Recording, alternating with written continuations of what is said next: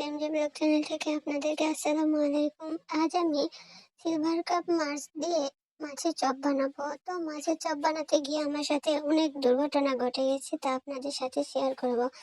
এদিকে মাছের চপ বানানোর জন্য কাঁচা রসুন প্রয়োজন। আমার ভাই এখানে কাঁচা রসুন তুলে নিচ্ছে। রসুনটা আমার আম্মু লাগাইছিল আমাদের যে বাড়ির ভিতরে যে ঘেরার ভিতর কিছু শাকসবজি লাগাইছিল আম্মু, সেখানে এই রসুনটা হয়েছিল। রসুনের গাছ লাগাইছিল অনেক কয়টা, সেগুলো মারা গেছে আর এই কয়েকটা আছে। তো কাঁচা রসুন, কাঁচা পেঁয়াজ লাগছে, এখানে কাঁচা আদা। এখন আমি পেঁয়াজ রসুন আর আদাগুলো ভালোভাবে কুচি করে নেব। আর এখানে কিছু বাটা মশলা লাগছে। আর এখানে আমি ভালোভাবে পেঁয়াজ রসুন আদাগুলো কুচি করে নিয়েছি। আর এখানে একটা মাছ সেদ্ধ করে নিয়েছি, এটা সিলভার কাপ মাছ। আর এখানে একটু হালকা ডাল নিয়েছি, ডালটা বেটে নিয়েছি হালকাভাবে। ডাল না দিলেও চলে, তবু আমি ডাল দিয়েছি। আর লাগবে সেদ্ধ আলু। আলু সেদ্ধ করতে গিয়ে বিরাট একটা দুর্ঘটনা ঘটে গেছে এই চুলাতে আমার সাথে। এখানে আমি চুলার লাইন দিতে গিয়ে কারেন্টে হাত দিয়ে ফেলেছিলাম, কারেন্ট শর্ট করেছিল। তো দেখতে দেখতে আমার আলু সেদ্ধ করা ছিল, সেখানে আলু সেদ্ধ আর ব্রেড ক্রাম্বস ছিল না, বিধায় আমি একটু মুড়ি গুঁড়ো করে নিয়েছিলাম। আর মুড়ি গুঁড়ো করতে আমার আরও অবস্থা খারাপ, কারণ মুড়িটা গুঁড়ো করার পর আমি আমাদের কার্পেটে পুড়ে ফেলেছিলাম। আর এখানে আমি চুলায় নিয়ে এসেছি আমার সব কিছু।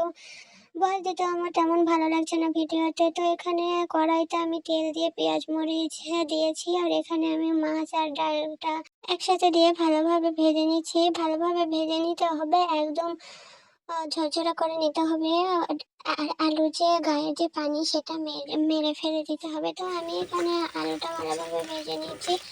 আর হ্যাঁ, আপনাদের সাথে শেয়ার করি, আমি আলু সেদ্ধ করতে গিয়ে আমাদের গরম আলুর যে পাতিলটা আমি আমাদের ঘরের কার্পেটের উপর রাখছিলাম। তো কার্পেটটা পুড়ে নষ্ট হয়ে গেছে একদম। আমার মনটা খুব খারাপ, সেজন্য আম্মু বকাবকি করছে। যাই হোক, কি আর করার, পুড়েই ফেলেছি, আর কিছু করার নেই। তো এখানে আমার হয়ে গিয়েছে আমার মাছের পুর বানানো। তো মাছের পুর বানানোর পর এখানে আমি ডিম ছিল না বাসায়, সেজন্য আমি ময়দা দিয়ে একটা ব্যাটার বানিয়ে নিয়েছি। আর এই তো এই পুরগুলো চপের শেপ দিয়ে নিয়েছি।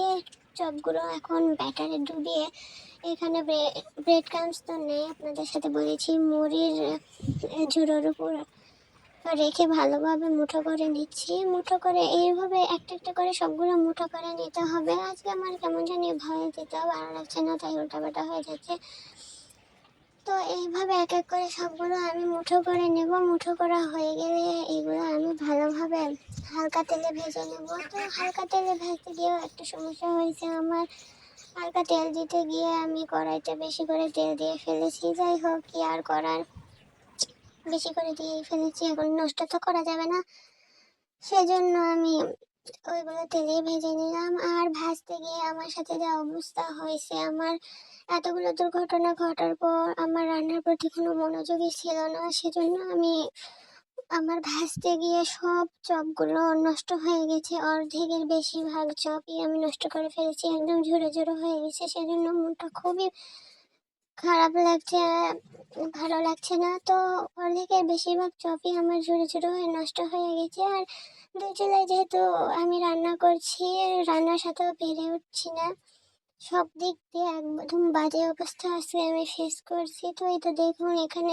মাছের চপগুলো ঝুরো ঝুরো হয়ে গেছে, আর অল্প কয়েকটা মাছের চপ আসতে হয়েছে। আর এদিকে একটা চুলা ফ্রি ছিল বিধায় আমি এখানে দুধ গরম করতে দিয়ে গেল। আর এই তো আমার মাছের চপগুলো ডেকোরেশন করা শেষ। আজকের মতো ভিডিও আর লং করবো না, আপনারা সবাই ভালো থাকবেন, সুস্থ থাকবেন, আল্লাহ হাফেজ।